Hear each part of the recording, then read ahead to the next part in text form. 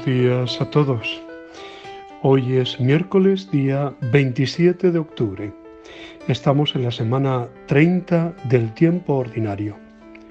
Evangelio del día, Lucas 13, 22 al 30. Al principio, Jesús nos habla de una puerta estrecha. Muchos intentarán pasar por ella, sin conseguirlo. Al final nos habla de gente que viene de Oriente y de Occidente, del norte, del sur. Parece que está hablando de un auténtico gentío. No se aglomeren, por favor. Si son tantos y la puerta es tan estrecha, ¿cuál es el secreto? Hacerse de los últimos, como se hizo Él. Acercarnos a ellos, los pobres, como Él se acercó.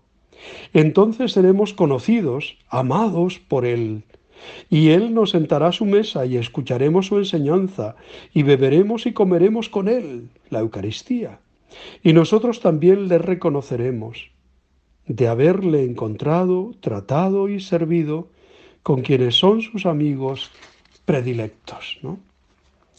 Precioso evangelio el de hoy, aunque al principio parece algo árido, ¿no? La pregunta tiene su origen en una curiosidad que siempre ha existido. ¿Serán pocos, serán muchos los que se salven? En la mentalidad del que preguntaba, la respuesta lógica hubiera sido: solo se salvarán los que pertenecen al pueblo judío. Pero a Jesús no le gusta contestar a esta clase de preguntas y aprovecha para darle su lección. Esforzaos en entrar por la puerta estrecha. El reino es exigente, no se gana cómodamente. En otra ocasión dirá que es más fácil que un camello pase por el ojo de una aguja que no un rico, uno lleno de sí mismo, entre en el reino. Y puede pasar que algunos de los de casa no puedan entrar, a pesar de que han comido y bebido con el Señor, y que Jesús ha predicado en sus plazas. No basta, no es automático. Otros muchos, que no han tenido esos privilegios, vendrán de Oriente y de Occidente y se sentarán a la mesa en el reino de Dios. O sea, hay personas que parecían últimas y serán primeras, y otras que se consideraban primeras, el pueblo de Israel, o nosotros mismos, últimos. Esta clase de advertencia no nos resulta incómoda, no solo resulta incómoda, quería decir, para los judíos que escuchaban a Jesús, sino también para nosotros, porque nos dice que no basta con pertenecer a la Iglesia o haber celebrado incluso la Eucaristía y escuchado su palabra. Podríamos correr el riesgo de que se cierre la puerta y nos quedemos fuera del banquete. Depende de si hemos sabido corresponder a esos dones. En el Sermón de la Montaña ya nos había avisado: entrad por la puerta estrecha, porque ancha es la entrada y espacioso el camino que lleva a la perdición, mas que estrecha la entrada y que angosto el camino que lleva a la vida. El reino es exigente y a la vez abierto a todos. No se decidirá por la raza o la asociación a la que uno pertenezca, sino por la respuesta de fe que hayamos dado en nuestra vida. Al final del Evangelio de Mateo se nos dice cuál va a ser el criterio para evaluar esa conversión. Me diste de comer, me visitasteis. Así se ve en qué sentido es estrecha la puerta del cielo, porque la caridad es de lo que más nos cuesta. El Apocalipsis nos dice que es incontable el número de los que se salvan, una muchedumbre inmensa que nadie podría contar, gritando la victoria de Cristo y participando de su alegría. La puerta es estrecha, pero con la ayuda de Dios muchos logran atravesarla. Los malvados, los idólatras, los embusteros caerán en el lago que arde con fuego, y los que han seguido a Cristo entrarán por las puertas de la ciudad. Es de esperar que nosotros estemos bien orientados en el camino y que lo sigamos con corazón alegre, para que al final no tengamos que estar gritando «Señor, ábrenos», ni oigamos la negativa «No sé quiénes sois», sino la palabra acogedora «Venid, vosotros, benditos de mi Padre, recibid la herencia del reino preparado para vosotros». Ojalá que sea para todos así. Hoy la Iglesia celebra, entre otros, la memoria de los santos Vicente, Sabina y Cristeta, de Talavera de la Reina. Como son conocidos individualmente según las fuentes de que se disponen, quedaron huérfanos temprano, siendo Vicente el mayor quien se encargó del cuidado de sus hermanas, Sabina y Cristeta. Según los textos, los hermanos eran de Ébura de Carpetania o Ébura, que hay quien les asocia con Évora, Portugal.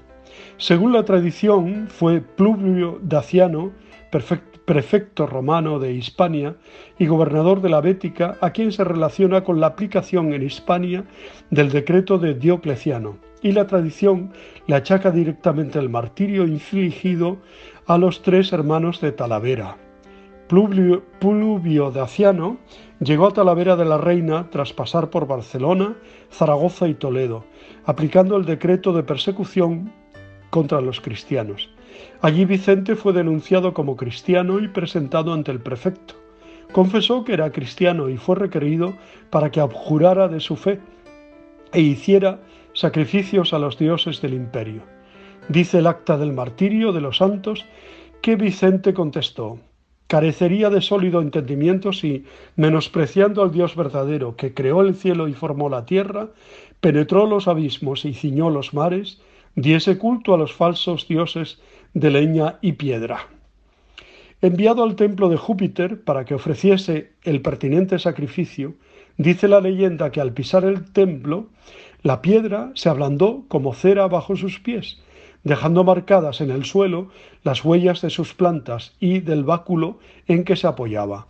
Hoy día se venera en Talavera de la Reina una losa con 2 pies y un hoyo circular marcados atribuidos a aquel episodio. Amedrentados, los guardias se van despavoridos. Vicente recoge a sus hermanas Sabina y Cristeta en su casa y los 3 huyen a través de la sierra que hoy lleva su nombre. Otra versión dice que fueron los arúspices del templo quienes consideraron el hecho de la piedra un mal augurio y pidieron al prefecto que encerrara 3 días a Vicente para ver si se retractaba. Encerrado, fue visitado por sus hermanas que le pidieron que se escapara con ellas para poder cuidarlas. Ayudados por centinelas, huyeron. En la sierra de San Vicente, termo municipal de Hinojosa de San Vicente, provincia de Toledo, se encuentra la cueva donde estuvieron ocultos los santos Vicente, Sabina y Cristeta, durante la búsqueda ordenada por Daciano para su captura. Prosiguen su huida y son capturados cerca de Ávila y martirizados con crueldad. Sus cuerpos, inicialmente abandonados en el campo, fueron recogidos por un hebreo que, convertido al cristianismo, los llevó a la ciudad y edificó la primera iglesia a ellos dedicada, el sepulcro de los santos mártires en la Basílica de San Vicente de Ávila, destinado a conservar sus restos. Un sepulcro que tiene un cenotafio realmente sublime, y la Basílica de San Vicente, Sabina y Cristeta en Ávila es un templo bellísimo, bellísimo. No se lo pierdan quien pueda visitarlo, ¿no? Para preservar las reliquias de la invasión musulmana, y según recoge la crónica de Alfonso X el Sabio, sus restos se llevaron a Ávila, al monasterio de San Pedro de Arlanza. Se llevaron de Ávila al monasterio de San Pedro de Arlanza en 1063.